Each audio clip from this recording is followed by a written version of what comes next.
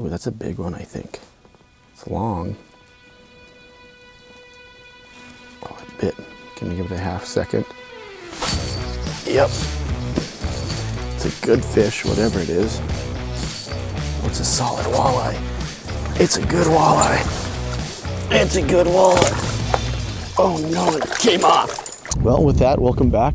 We are out on another fun little adventure. We took off this morning, we put in at Warroad, and we drove the 45 miles up here to the northwest angle of Lake of the Woods. And it's kind of a yearly trip that me and my family do, and it's just a ton of fun. It's so fun exploring the northern part of Lake of the Woods. A lot more rocky, a lot more reefs, just feels a little more Canadian Shield like, and just trying to put a pattern together. Every year is a little bit different. A couple years ago they were out a little deeper on some of the reefs. Last year we found them on some shallow reefs, caught some big pike as well. If you haven't checked out those videos, I'll put those in the link here below. Had some absolutely insane live scope footage, some big pike. It was super cool. We actually have another fish coming in, 2 maybe.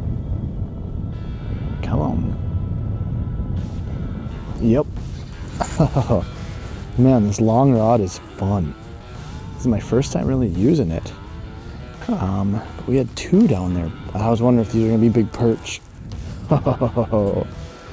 Big old jumbo perch. Sometimes when you get out a little deeper here like this in the mud, you get these big old jumbos. You go big old belly on that thing. Sweet. Well, we are gonna have a fish fry while we're here, so we're gonna keep this one. I'll just kind of show you that here. You can see all that stuff it puked up. Oh, this is a bunch of what it puked up. A lot of these little bloodworms like that, full of them. You can see they're kind of spread out over there from where it just puked them up. That is definitely what those things are out here in the mud eating. This long rod, this is my first time I've really been getting to use it. This is the Evolution series from Elliott. This one I believe is 42. It's a 42 medium fast. Can't remember if I went with there's a 40, 42, 44 I think. It's nice to have, like, when you're out here and you can tell, you know, obviously I have tons of space. Being able to hole hop, this is kind of what they made it for, is that hole hopping style rod. First fish I've caught on it, and it's got a sweet feel to it. Kind of forgot I was even using it until I set that hook, and you can just feel that extra length. And yeah, this is going to be a fun hole hopping rod when I can do this. The thing is roaming through on bottom. They're 2 pretty tight to bottom, and that other one's a little higher. Oh, yep, it like that. Yep, like that. Does not feel giant. Let's see what we got. Sure enough, we got a sauger. Man, those looked way bigger than what I thought this was gonna be. There, finally, 3rd time around, finally came and bit, and it is not super big. Another sauger. Another little sauger, but that one's not gut hooked, so that one's going back. Kind of what I got going on here is I got a really steep break off to my side, and then it just kind of flats out. It's a little bit deeper here. In general, this area tops out in that 20 to 28 feet, kind of in this whole kind of area of the northwest angle. This is a little bit deeper. We got about 25 here, I would say. So it's one of the deeper little flats in the area. So I decided to go out, you know, since we're kind of in that midwinter time, they sometimes slide out a little bit deeper. So steep break, kind of a flat, and it's kind of that transition. It goes from rock to mud here, and those transition lines always seem to hold fish. And then sometimes those deeper flats, especially midday like this, you know, early and late in the day, a lot of times I will fish structure, but sometimes these flats can hold fish, and they just cruise around this throughout the day. Maybe not as concentrated, but like you see these fish just cruising all over, and getting one to come across here, one to come across there, going straight up. Whoa, gotta be a pike. These big pike, they are picky. They usually only want a big minnow or a smelt or something like that. Would have been sweet. That was a big fish. There's one cruising on bottom. Finally looks like one that's a little better. Ooh, yep. Definitely better. Oh, maybe one of the spoon. Definitely one of the spoon. Seems like an okay fish. Definitely not a monster, but that one was on that dinnerbell spoon. We are finally back in the house. I went and ran around a little bit. Whoa! Went from being heater to almost being a throwback. That one will taste good tonight. So I'm back in the shack. Was out running around a little bit. Perch, small saugers. Just tried a bunch of different things while it was kind of that midday time. Right now we're fishing on some structure, which is definitely a key in this kind of mid-winter walleye bite. You know, these midwinter walleyes can get so finicky. And so being in a kind of high percentage area during that prime bite window is key. So I actually came up here, set up the house. This is kind of like an inside turn.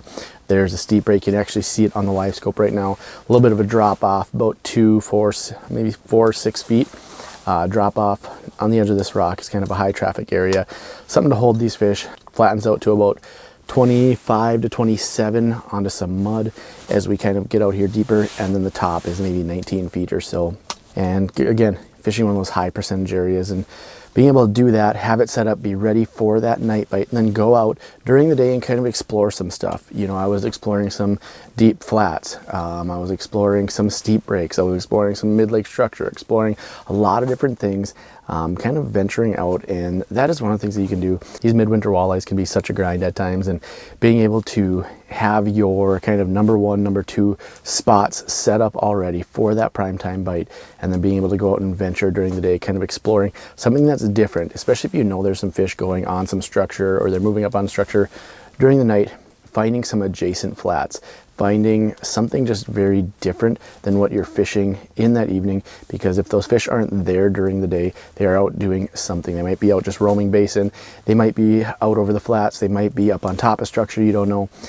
So that's where I like to do during the day, venture out, explore, run and gun if it's not too windy, not too cold, and then have your shack set up, have your high percentage area ready for that evening bite, so you come in and be efficient for that prime time bite. So I'll talk you through a little more of what we're sitting on, kind of what the plan of attack is, and what we got going on here in just a little bit. Hopefully we'll have a few more fish to talk through some of those details here. This one looks like a decent fish. Oh, that looks good. I'll come and get it on the turn. Ooh, that's a big one, I think. Looks like a solid fish. It's long. Oh, it bit. Can you give it a half second? Yep. It's a good fish, whatever it is. Oh, it's so fun seeing them on the live scope. I don't know if I got great hooks into them. Oh, it's a solid walleye. It's a good walleye. It's a good walleye. Oh no, it came off. Oh no, and it came off. Oh, this thing came off in the hole here. Hold it up here for you. Oh, just a thick one. Man, that is a sweet fish. Here, let me sit down here for it. Oh, just a fat belly on that thing. Popped off right in the hole. Took a few tries, but it finally bit. That was a 10-inch hole, and it's filling that thing up pretty good. Whoa, sweet fish. Well, not a freak by any means, and obviously there's giants out on Lake of the Woods, but anytime you're getting into that mid-20 range, it's so much fun, especially when you have a thick fish like that. So that one was caught on the dinnerbell by Frostbite. A little bit bigger spoon I like. Chartreuse, it's not glow as it gets later. I'll probably move it into glow, but really like that spoon, like the action. And honestly, the way some of these fish have bit, especially those smaller ones, I don't know if it would matter. Obviously that bigger one was a little more finicky. Running that on the Elliott Walleye Perca XL. This is a 36-inch medium light fast. Great little walleye rod. Inside the shack, outside the shack, pretty much anywhere. It's kind of a all-around great walleye stick for the winter. And it's paired with the Piscifun Carbonex 2 1000. I'll have all those links in the description below here, but that's what I'm running on that rod. Fought that fish very well.